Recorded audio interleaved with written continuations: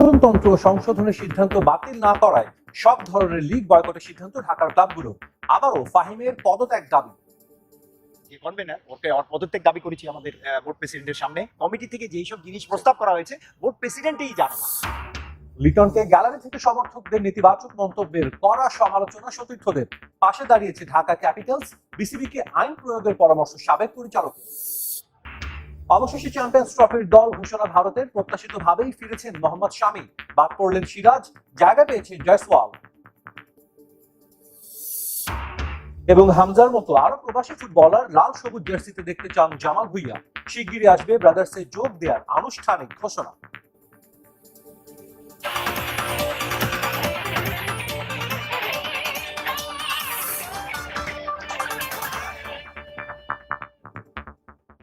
বিসিবির প্রস্তাবিত গঠনতন্ত্র সংশোধনের সিদ্ধান্ত বাতিল না করায় সব ধরনের ক্রিকেট বয়কটের সিদ্ধান্ত নিল ঢাকার ক্লাবগুলো।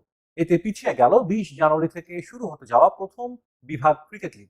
শনিবার বোর্ড সভাপতির হাতে স্মারকলিপি তুলে দেন ঢাকা ক্রিকেট ক্লাব অর্গানাইজেশন। এই সময় ক্লাব প্রতিনিধিরা নাজমুল আবেদিন ফাহিমের পদত্যাগ দাবি করেন। তবে এই বিষয়ে গণমাধ্যম এড়িয়ে গেছেন ফারুক আহমেদ। পাইছি মাত্র, এটা পড়ে নেই আমি। গণমাধ্যম এড়িয়ে এভাবেই বিসিবি ত্যাগ করেন সভাপতি ফারুক আহমেদ, যার দায়িত্ব গ্রহণের 4.5 মাসের মাথায় ঘটল প্রথম বিভাগ ক্রিকেট বয়কটের মতো লজ্জাজনক ঘটনা। বাতিল হয়ে গেছে ট্রফি উন্মোচন পর্বটাও। স্থগিত করা হয়নি, আমরা পার্টিসিপেট করিনি, ওরা বাধ্য হয়েছে স্থগিত। রাইট। 3 দিনের আলটিমেটাম শেষে শনিবার বেলা 12টায় ছিল সভাপতি বরাবর স্মারকলিপি জমা দেওয়ার সময়। তবে এদিন ফারুক আহমেদ বোর্ডে আসেন 4.5 ঘন্টা দেরিতে। এরপর ঢাকার ক্লাব প্রতিনিধিদের সঙ্গে চলা অল্প সময়ের বৈঠক সমাধান আনতে ব্যর্থ। আমাদের দাবিটা যে স্পষ্ট, দাবির মান না পর্যন্ত আমরা খেলবো না। আমাদের বিরুদ্ধে যেই সব ষড়যন্ত্রমূলক কার্যক্রম চলতেছে এগুলি বন্ধ না হওয়া পর্যন্ত আমরা ক্রিকেটের সাথে নাই এবং ভবিষ্যতেও থাকবো না। বোর্ডের কাছে ঢাকা ক্রিকেট ক্লাব অর্গানাইজেশনের 3 দফা দাবি। গঠনতন্ত্র সংস্কারের খসড়া বাতিল সহ বিলুপ্ত করতে হবে সংস্কার কমিটিও। আহ্বায়ক নাজমুল আবেদিন ফাহিমকে অপসারণ তো করতেই হবে, পদত্যাগ করতে হবে পরিচালক পদ থেকেও। কনভেনার ওকে পদত্যাগ দাবি করেছি আমাদের বোর্ড প্রেসিডেন্টের সামনে এবং আমার ধারণা উনি খুব সুষ্ঠুভাবে এই সমস্যার সমাধান করবে। কমিটি থেকে যেই সব জিনিস পাশ হয়েছে, প্রস্তাব করা হয়েছে বোর্ড প্রেসিডেন্টই জানে না। এটা সবচেয়ে আমরা নিজের অবাক হয়েছি। ক্লাব কর্তাদের বয়কটের সিদ্ধান্তে পিছিয়ে গেল 20 তারিখে উদ্বোধনের অপেক্ষায় থাকা Dhaka first division league. Board meeting এ ক্লাবগুলোর 3 দফা দাবি না মানলে স্থগিত থাকবে ঢাকা প্রিমিয়ার লিগের দল বদলও। সাব্বির মিথুন, সময় সংবাদ, ঢাকা। লিটন দাসকে লক্ষ্য করে চট্টগ্রামের গ্যালারিতে কিছু উগ্র সমর্থকের নেতিবাচক মন্তব্য নিয়ে সমালোচনা তুঙ্গে। এ ঘটনার পর এলকেডির পাশে দাঁড়িয়েছে তার ফ্র্যাঞ্চাইজি ঢাকা ক্যাপিটালস। পাশে পাচ্ছেন সতীর্থদেরও। ভবিষ্যতে এমন ঘটনার পুনরাবৃত্তি রুখতে বিসিবিকে তার আইন প্রয়োগের পরামর্শ সাবেক পরিচালকের। চট্টগ্রাম থেকে মাহবুব রিমনের রিপোর্ট। চাহনিতে অবিশ্বাস, ছলছল চোখ, দৃষ্টি উদাস। দূর থেকেও যে ভাষা পড়া যায় খুব সহজেই। গ্যালারির ওই দূরধ্বনি বুকে বিধে শের হয়ে। ক্রিকেটারদের ক্যারিয়ারে উত্থান পতন আছে, থাকবে, সেটাই তো স্বাভাবিক। বাস্তবতা মেনে হবে সমালোচনাও, কিন্তু ব্যক্তিগত আক্রমণ কেন? বরাবরই ক্রিকেট প্রেমী হিসেবে পরিচিত চট্টগ্রাম এ যেন বড্ড অচেনা। পেশাদারিত্বের দোহের কথা যারা বলেন, হয়তো নিছক মজার ছলেই দেন দূরধ্বনি। তারা হয়তো ভুলে যান লিটন মানুষ, আবেগ আছে তারও। ভুলে যান শত বাধা পায়ে মারিয়ে এই লিটনরাই লড়েন দেশের জন্য। অবশ্য এমন ঘটনায় লিটনের পাশে দাঁড়িয়েছে তার ফ্র্যাঞ্চাইজি ঢাকা ক্যাপিটালস। পাশে পাচ্ছেন সতীর্থদেরও, যারা মনে করিয়ে দিচ্ছেন এই লড়াইয়ে এলকেডি একা নন মোটেও। বাংলাদেশের ক্রিকেট প্রেমীরা অনেক বেশি ইমোশনাল ক্রিকেটের প্রতি এবং আমরা যথেষ্ট রেসপেক্ট করি তাদের কারণে ক্রিকেটটা এক জায়গায়। বাট আমার কাছে মনে হয় এট দ্য সেম টাইম কাউকে ডিসরেসপেক্ট করে আসলে কোনো কিছু লাভ হবে না, বাংলাদেশের ভালো হবে না।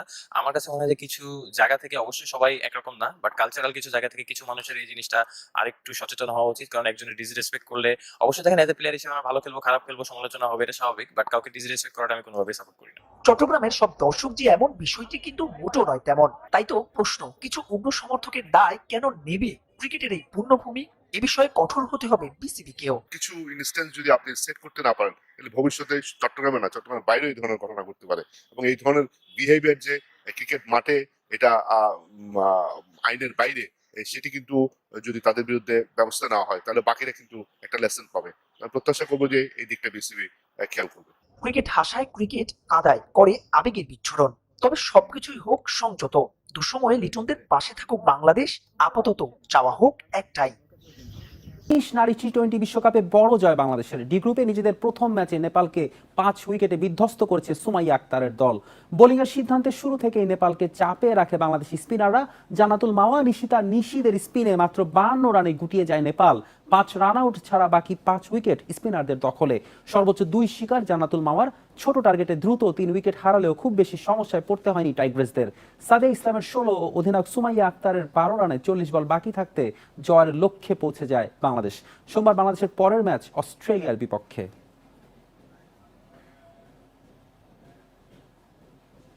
বিপিএল চট্টগ্রাম পর্বে কাল 2 ম্যাচ। জহুর আহমেদ স্টেডিয়ামে দুপুর 1:30টায় ফরচুন বরিশালের প্রতিপক্ষ চিটাগাং কিংস, সন্ধ্যা 6:30টায় দুর্বার রাজশাহীর বিপক্ষে লড়বে খুলনা টাইগার্স। গেল ম্যাচে ঢাকা ক্যাপিটালসকে হারিয়ে পয়েন্ট টেবিলে অবস্থান শক্ত করেছে তামিমের বরিশাল। অন্যদিকে খুলনাকে হারিয়ে জয় ধারাবাহিক চিটাগাং কিংস। চট্টগ্রামের জহুর আহমেদ স্টেডিয়ামে ভালো লড়াইয়ের ইঙ্গিত দিচ্ছে দুদল। 6 ম্যাচে 2 দলেরই জয় 4টিতে। এদিকে সন্ধ্যার ম্যাচে রাজশাহীর বিপক্ষে ঘুরে দাঁড়াতে মরিয়া থাকবে খুলনা টাইগার্স। ভারসাম্যপূর্ণ দল হয়েও টানা 4 ম্যাচ হেরে আত্মবিশ্বাসের তলানিতে মিরাজ অঙ্কনরা। আর তুলনামূলক দুর্বল হওয়া সত্ত্বেও শেষ ম্যাচে সিলেটকে হারিয়ে আত্মবিশ্বাসী রাজশাহী। বিপিএলে অনেক মালিক আসেন শুধু জনপ্রিয় হওয়ার জন্য। যখন বাস্তবতা দেখেন তখন আর খুঁজে পাওয়া যায় না, যা বিপিএল এর সফলতার পথে বড় বাধা।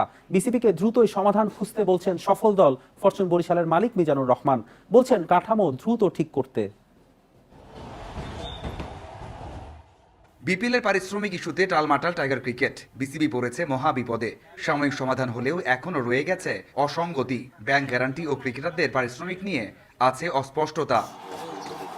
একটা দল সব প্রক্রিয়া মেনে এগিয়ে যাচ্ছে। গেলবার চ্যাম্পিয়ন ফরচুন বরিশাল এরই মধ্যে নিয়ম মতো টাকা দিয়েছে তারকাদের। বিদেশি যারা চলে গেছেন তারা পেয়েছেন শতভাগ। আমাদের পেমেন্ট নিয়ে কোনো কথা নেই। আমরা যারা চলে গেছে তাদের কিন্তু আমরা 100% দিয়ে বিদায় করে দিয়েছি, এবং যারা আছে আমরা অনেকেই 50% প্লাস এভাবে দিয়েছি। সো পেমেন্ট নিয়ে আমাদের সাথে আমাদের কোনো স্টোরি নেই। There is no story with us, but I am sure হবেও না কোনোদিন। বরিশাল রংপুরের সাথে বাকি 5 দলের পার্থক্য অনেক বেশি। এতে করে ভারসাম্য হারাচ্ছে বিপিএল। হয়তো ফেমাস হওয়ার জন্য একটু মিডিয়া কভারেজ পাওয়ার জন্য একবার টিম নিয়ে যখন দেখলো যে 10 কোটি টাকা নাই, এর পরবর্তীতে আর কেউ আসে না। বিপিএলটাই করা উচিত ছিল না এই বছর। ইট ওয়াজ ড্রপ দেওয়া উচিত ছিল। নেক্সট ইয়ারে গিয়ে করলে বেটার হতো। প্রতি বছর মালিক পরিবর্তন হয় বিপিএল এর দলগুলোতে। মাত্র 2 ফ্র্যাঞ্চাইজি টিকে আছে দীর্ঘমেয়াদে, যা কিনা বিপিএল এর উন্নতির পথে বড় বাধা। আপনারা অন্য জায়গায় টাকা খরচ করেন, এই টাকাটা যদি আপনারা ফ্রাঞ্চাইজি গুলোকে সাবসিডি দিতেন, ফ্রাঞ্চাইজি গুলোকে যে একটা ইনফ্রাস্ট্রাকচারের মধ্যে নিয়ে আসতেন যে okay will support you by this way, বা আমরা ওখান থেকে যে টাকা ইনকাম করেছি সেখান থেকে তোমাদেরকে আমরা হেল্প করব, but nothing, there is no any announcement that BCB will support something.